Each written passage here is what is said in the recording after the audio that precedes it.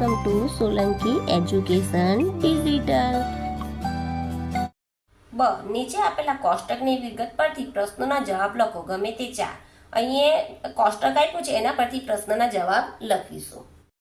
પ્રશ્ન 1, એક દિવસમાં કુલ કેટલું પાણી વાપર્યું? તો આ બધાનો સરવાળો કરીશું। 4 ને 6 10, 10 ને 10 20 ને 8 28, 8 વધી 2, 2 ને 3 5, 5 ને 7 12, એટલે 128 લીટર પાણી આવ્યું, એટલે 128 લીટર પાણી વાપર્યું છે। સૌથી વધુ પાણી કયા હેતુ માટે વાપર્યું છે? કેટલું? તો સૌથી વધુ પાણી 76 છે, એટલે કયું આવે? સ્નાન કરવામાં સૌથી વધારે વાપર્યું છે, ને કેટલું વાપર્યું છે? 76 લીટર। સૌથી ઓછું પાણી કયા હેતુ માટે વાપર્યું છે? કેટલું? તો સૌથી ઓછું પાણી બાગમાં છોડવાને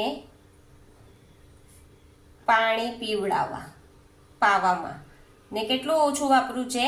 4 લીટર। કરતા સ્નાન કરવામાં કેટલું પાણી વધુ વાપર્યું છે? તો રાંધવાનું કેટલું છે? 8 લીટર, અને સ્નાન કરવામાં કેટલું વાપર્યું છે? 76 લીટર।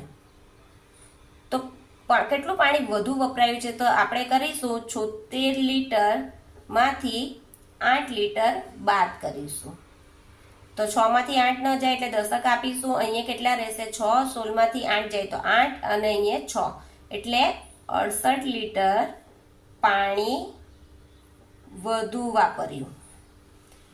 કયા બે હેતુ માટે સૌથી વધુ પાણી વપરાયું છે? કેટલું હેતુ માટે? એક તો આપણે કયા માટે વધારે વાપરવું છે?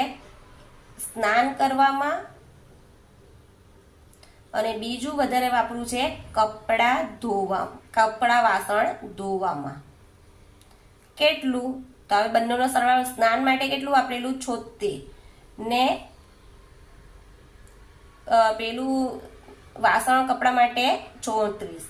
6 માંથી 6 ને 4 10, 0 વધી 1, 7 ને 1 8, 8 ને 3 11, એટલે કેટલું વધારે વાપર્યું છે? 110 લીટર વધારે પાણી વાપર્યું છે।